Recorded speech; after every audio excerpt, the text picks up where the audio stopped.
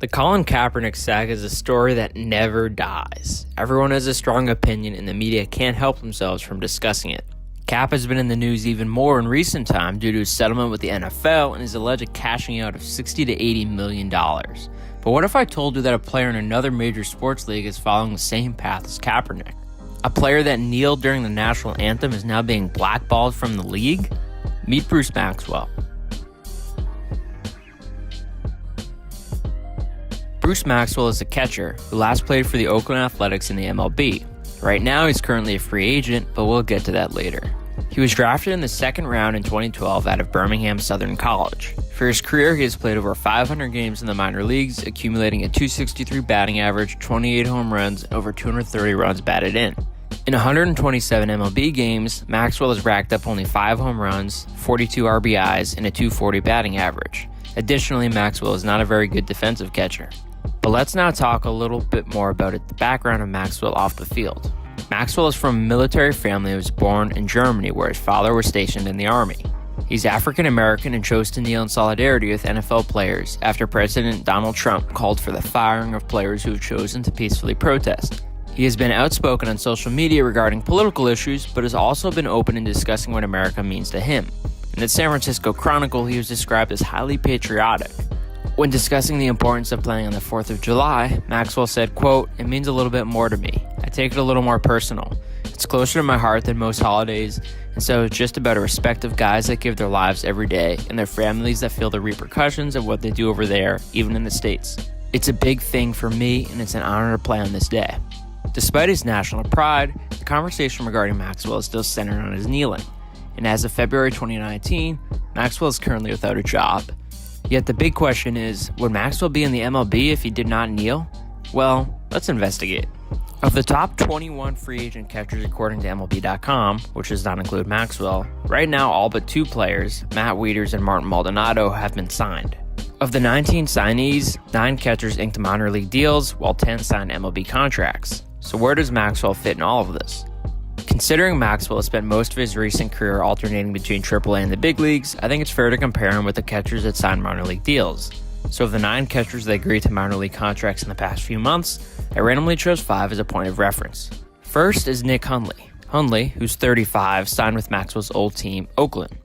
Last season, Hundley had a .9 WAR, the metric commonly used to assess how good a player is. An average bench player has a WAR somewhere between 0 and 1. Hundley batted .240, notched 10 home runs, played solid defense, and was a popular figure in the clubhouse. Next comes Devin Mesoraco. Mesoraco had a .7 WAR last season and racked up 11 home runs while batting .220. He's 31 years old. Juan Graterol is only 29, had a .1 WAR, and has a career batting average hovering around .220. The 34-year-old Jose Lobaton had a negative .3 WAR and has failed to bat over 200 in each of his last 2 seasons. Finally, Chris Stewart also had a negative .1 WAR last season, is in his late 30s, and batted a flat 200. Now let's compare all these guys to Maxwell. In 2018, Maxwell had a negative .1 WAR while batting 180. Compared to the 5 players just mentioned, Maxwell's stats are similar, but perhaps a little worse. He's also a worse defensive catcher than just about all those players as well. In fairness to Maxwell, he is just 28 years old, meaning he's younger, and his career stats suggest he has some offensive potential at the big league level. From this data, it's certainly clear that Maxwell is not egregiously better than his counterparts that struck up minor league deals. Also, it's important to mention Maxwell's behavior outside the park. In October 2017, Maxwell pointed a firearm at the head of a female food delivery driver delivering food to him at his home in Scottsdale, Arizona. Maxwell was arrested on a felony charge of aggravated assault with a deadly weapon. On July 2, 2018, he was sentenced to 2 years probation in relation to the gun charge.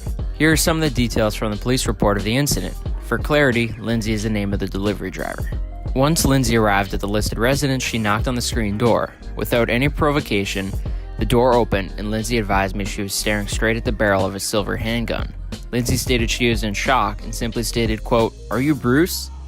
Lindsay then stated the male subject that opened the door a little more, and she was able to see that he had tattoos all over his body. At this time, the male subject then questioned Lindsay on what he ordered from Postmates while simultaneously telling her to not worry about the gun. Moments later, Lindsay stated the male subject then removed the handgun from her face and moved it to a position out of sight inside the residence.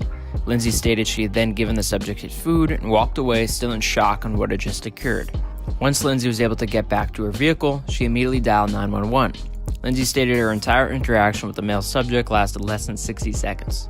One report also described Maxwell this way, quote, "I immediately noticed a strong odor of intoxicating liquor emanating from his breath. His eyes were bloodshot and watery. During the course of my interview, Maxwell would speak in an elevated voice, often yelling, utilize excessive profanities, and was very inconsistent with his account of what had occurred."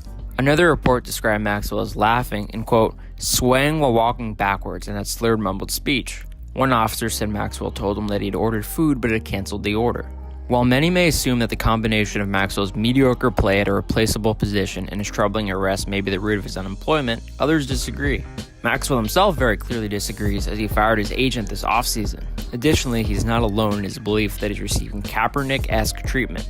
Quote, "It's the kneeling thing that might keep him from getting another job, not the arrest," an anonymous Major League executive told the San Francisco Chronicle's Susie Slusser at the winter meetings. Quote, "Owners aren't going to want to deal with the whole anthem issue." Maxwell has been the only MLB player to take a knee during the National Anthem to protest racial injustice. After participating in the protest, he told John Becker of the Mercury News that he was denied service at a restaurant. Quote, "I was racially profiled. He denied us service at lunch, and they had to get us another waiter to wait on our table."